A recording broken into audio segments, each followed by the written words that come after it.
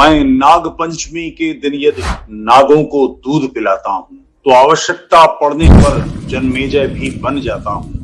अब भी अन्याय हुआ यदि तो कर दूंगा धरती शोणितमय। हिंदू जीवन, हिंदू तन मन, रग रग हिंदू मेरा परिचय। कार्यक्रम की अध्यक्षता कर रहे हैं अध्यक्ष महोदय अवधेश बाबू और दूर से चलकर आए, दूरदर्शी बात करने के लिए यहाँ पहुंचे बीके चतुर्वेदी जी, जिनको दुनिया तुफैल चतुर्वेदी के नाम से जानती है। मैं सारथी और मेरे साथ है यात्री बनकर पटना से आए देश के जाने माने प्रतिष्ठित वकील, जो न सिर्फ सनातन सिद्धांत और सनातन मान्यता बल्कि सनातन शरीर को पुनर्स्थापित करने के लिए कानूनी तौर पर जद्दोजहद कर रहे हैं। दुबे जी, मंच पर मौजूद मित्र अग्रज राकेश बाबू और सभागार में मौजूद अग्रज गया के जाने माने प्रतिष्ठित वकील मुकेश, सभागार में मौजूद नारायण के अंडर रूपी प्रतिनिधि, सबको मैं नमन करता हूं। बड़ी जिम्मेदारी मिली है बुद्धिजीवियों के बीच बोलने का। पेशे से पत्रकार हूं, मूर्खों के बीच बात रखता हूं।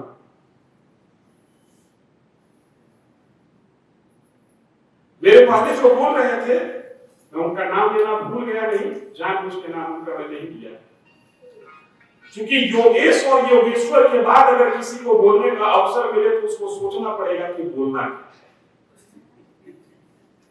आचार्य जी ने जिस तरीके से बात रखी यहाँ पर, विषय है राष्ट्र की समस्या और समाधान। आप लोगों को लगा क्या कि उन्होंने राष्ट्र की किसी समस्या की बात की और कोई समाधान दिए? इनकी वाणी में वो प्रवाह था कि आप मंत्रमुग्ध होकर सुन रहे थे। अगर इनकी वाणी को आपने ग्रहण किया है तो घर जाकर सोचिएगा, ये जितनी बात बोल गए उसमें समस्या भी बता गए और समाधान भी बता गए। ये मैं पुनर्रिपोर्ट करना नहीं चाहता हूं, क्योंकि आचार्य जी ने अपने संबोधन के पूर्व में ही शुरुआत ही यही से किया कि वक्ता और श्रोता अगर एक कार्यक्रम नेता में है तो चीजों को विशेष रिपोर्ट करने की आवश्यकता नहीं होती है। यहाँ से सीधे ट्रांसफर वहां होता है, फाइल जैसे कंप्यूटर में डाटा ट्रांसफर होता है ना। मैं समझता हूं कि उन्होंने अपना डाटा मेरे अंदर बखूबी ट्रांसफर किया है और जिस तरीके से हॉल मंत्रमुग्ध होकर उनको सुन रहा था, आप लोगों ने भी डाटा अच्छी तरीके से लिया है। अब है क्या कि डाटा का कुछ लोग बेचने का व्यापार करते हैं, कुछ लोग डाटा से संवर्धन करते हैं। अब कैसे इसका आप इस्तेमाल करेंगे ये आपके विवेक के ऊपर है। राष्ट्र की समस्या समाधान, मगध का विचार। कार्यक्रम शुरू होने के पहले मैं सभागार में कुछ लोगों से चर्चा कर रहा था कि भाई मगध का विचार है। अब मंच पर बैठे हुए व्यक्ति में मगध शायद ही एक दो, ज्यादातर लोग मगध से बाहर हैं, तो वो विचार क्या है? जैसे राष्ट्र निर्माण में तमिलनाडु की भूमिका में अगर धीरे बोलने चला जाए तो जो एकेडमिक बात है उससे ज्यादा मैं नहीं बोल सकता। और एकेडमिक में भी जो बिल्कुल प्रचलित एकेडमिक है, बहुत डीप हम तमिलनाडु को नहीं पढ़े होंगे तो क्या तमिलनाडु के बारे में बोलेंगे? चतुर्वेदी साहब, दुबे साहब या आचार्य मगध के बारे में उतना ही बोलेंगे जितना मगध को इन्होंने किताबों में पढ़ा या मगध के साथ रहते रहते जितना महसूस किया है। ये बात मैं जैसे ही बोल रहा था, हॉल में ही एक व्यक्ति ने कहा कि वो लोग समस्या बताएंगे, आप समाधान बता दीजिएगा। बात यही से शुरू करते। देखिए, राष्ट्र की जो समस्या है, चूंकि मैं बहुत सांस्कृतिक आधार पर बात नहीं करूंगा, कई तरह की समस्याएं हैं। अभी ताजा समस्या आ गया है भाषा को आ गया है ना। जिस करेंसी पर जीवन चल रहा है, जिस अर्थ के बगैर जीवन अनर्थ हो गया है इस जमाने में, उस अर्थ की पहचान पर आज संकट खड़ा किया गया है। ये एकदम नूतन समस्या है। वाइट नहीं, तमिलनाडु में रुपये के जो सिंबल है उस पर प्रश्न चिन्ह खड़ा कर दिया, कहा कि हम इसको नहीं मानेंगे, और उसने अपने बजट में उस सिंबल को अपनी भाषा में रखने की कोशिश की है। राष्ट्र शब्द का प्रथम बोध हम लोगों को ऋग्वेद में होता है।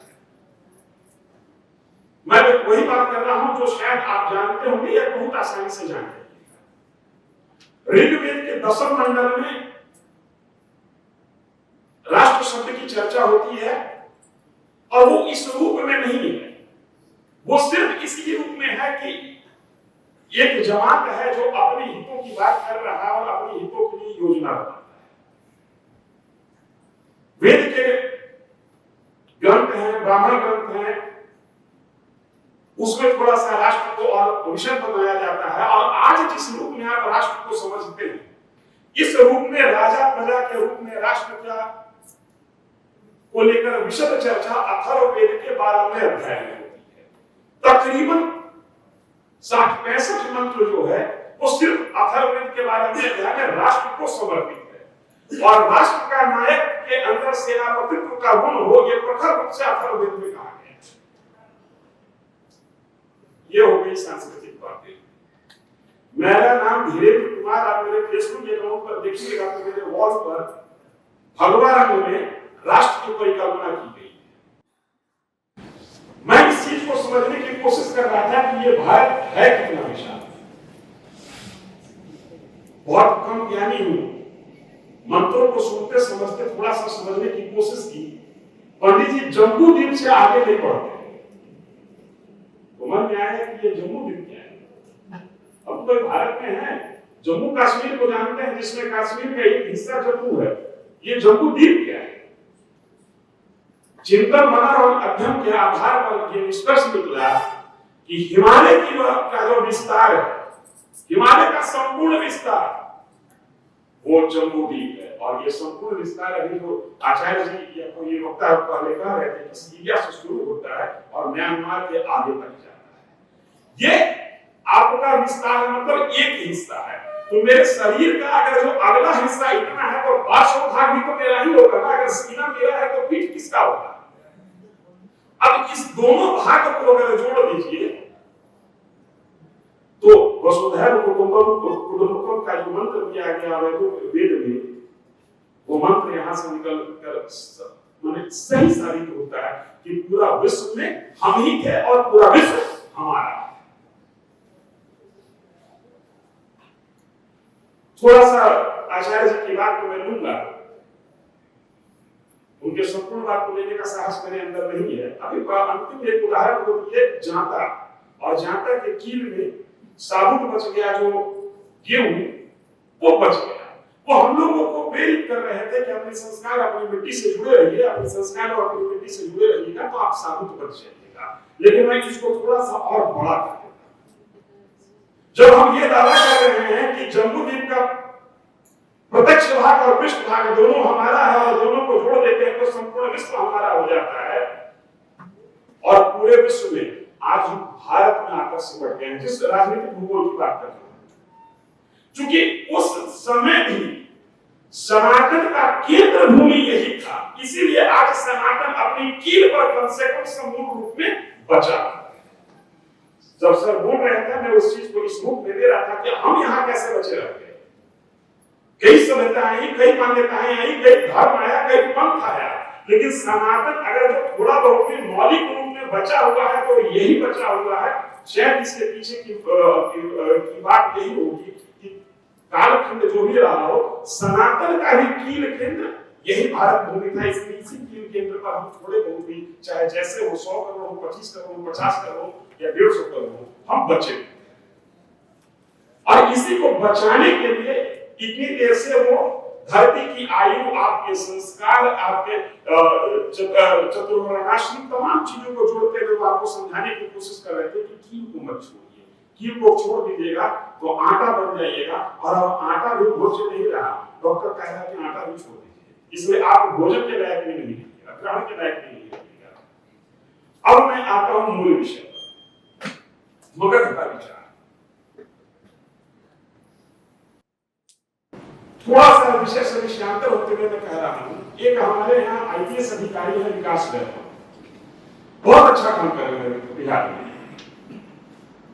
अपनी सरकारी जिम्मेदारी से की तरह लेट्स इंस्पायर बिहार नाम का एक संगठन उन्होंने बनाया है और पूरे बिहार को प्रेरित कर रहे हैं सकारात्मक तरीके से और अपने संबोधन में हमेशा वो उस बिहार की चर्चा करते हैं जो कभी हुआ करता था, मतलब जो ज्ञात इतिहास है वो उसमें 2500-300 साल पुराने पीछे को जाने की कोशिश करते हैं, अपने उस वैभव को याद करते हुए ये प्रेरित करने की कोशिश करते हैं कि जब हम पहले वैसे थे तो आज वैसे क्यों नहीं हो सकते हैं। कल 22 मार्च बिहार दिवस को वो अपना जन्मोत्सव मनाते हैं अपने संगठन का एनिवर्सरी।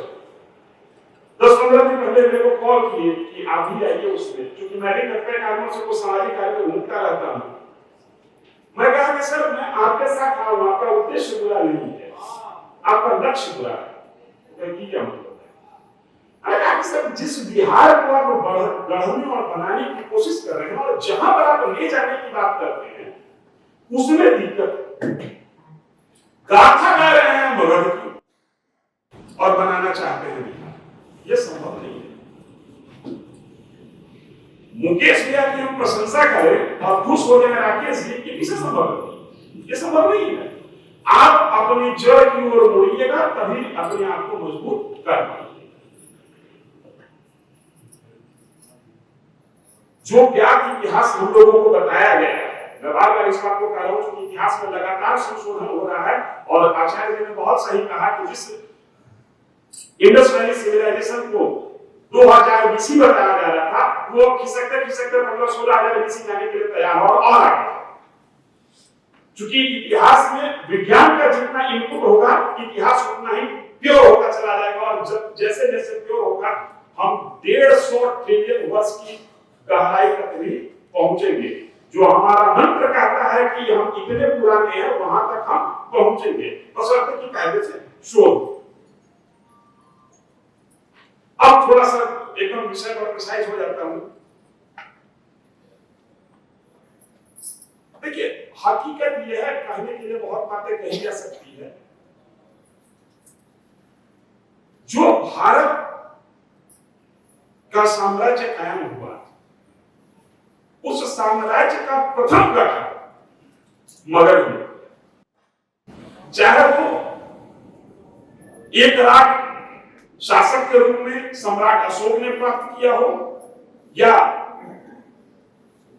उपनिषद प्रणाली के प्रणेता, उपनिषद ज्ञान के प्रणेता, उपनिषद ज्ञान के प्रखर जानकार आचार्य जनक के रूप में हो या ज्ञान को सरल रूप में अपने तरीके से नव प्रवर्तन करने वाले महात्मा बुद्ध के रूप में हो।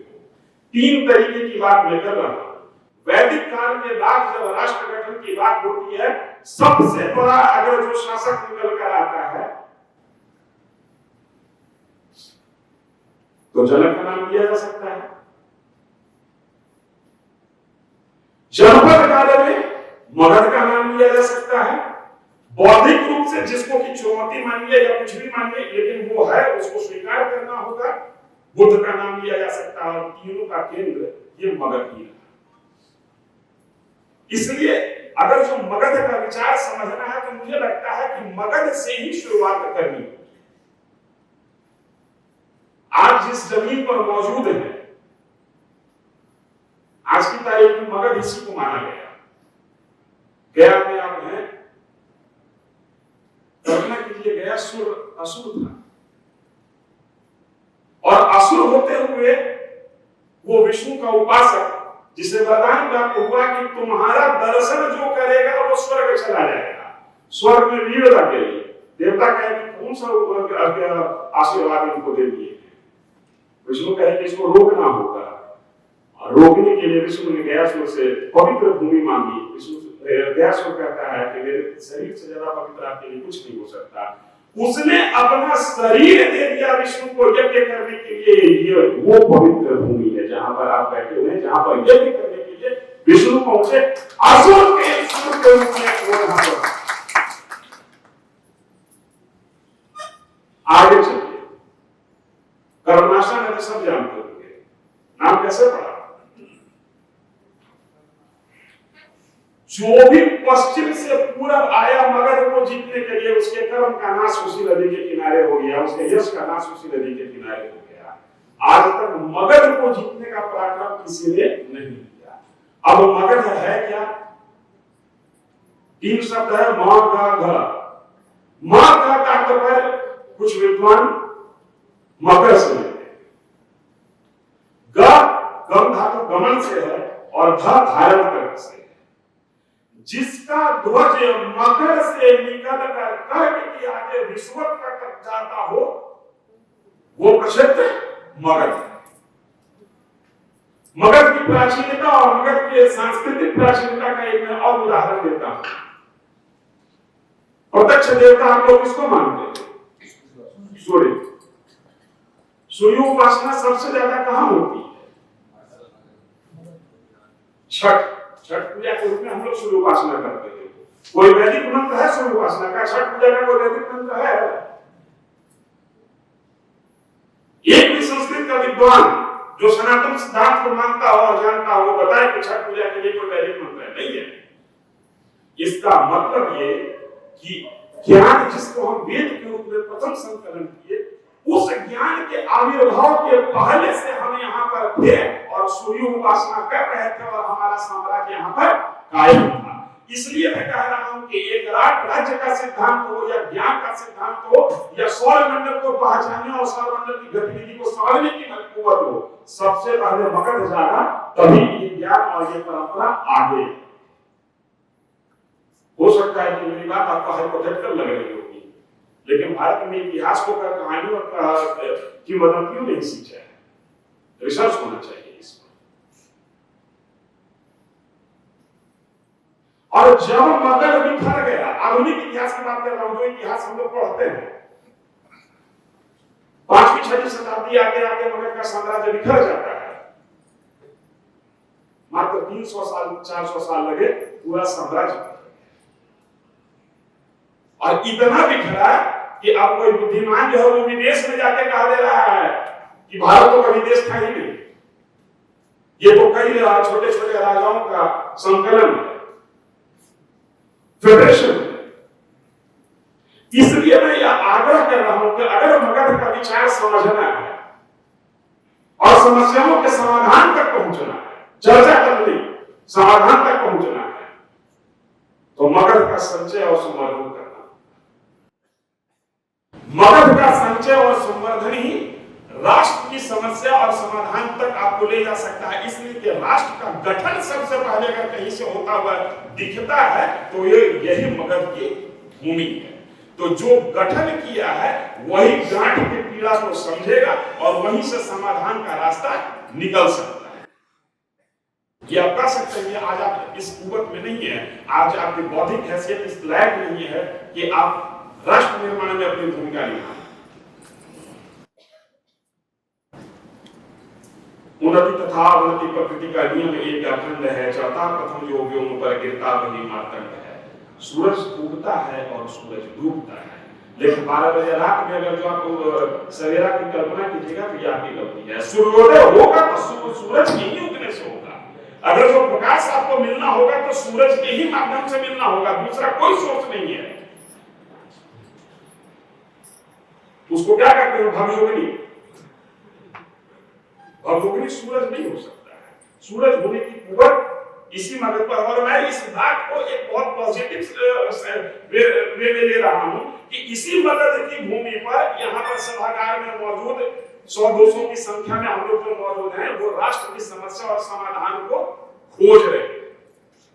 एक अंतिम बात कहकर मैं अपनी वाणी को विराम दूंगा।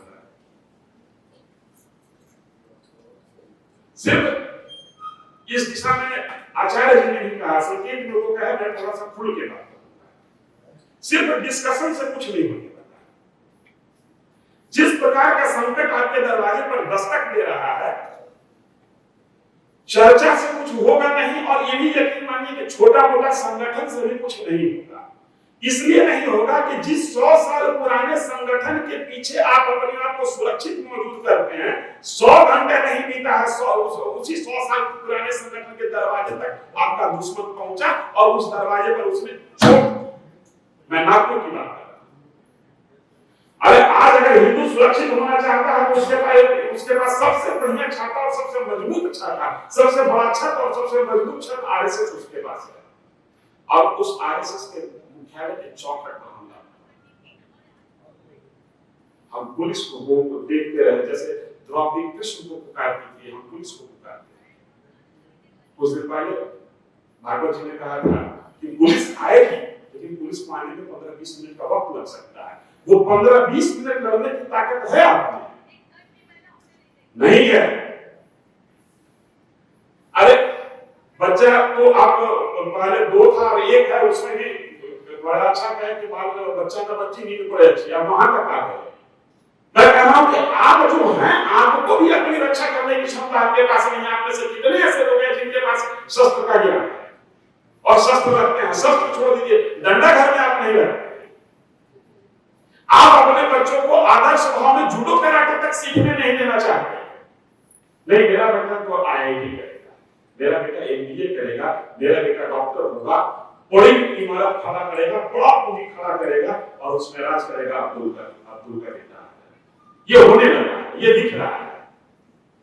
इस अब्दुल के बेटे से बचने के लिए आपको शस्त्र और शास्त्र दोनों में पारंगत होना होगा। दिनकर की एक पंक्ति है, उसको मैं उद्धृत करके अपनी वाणी को विराम दूंगा।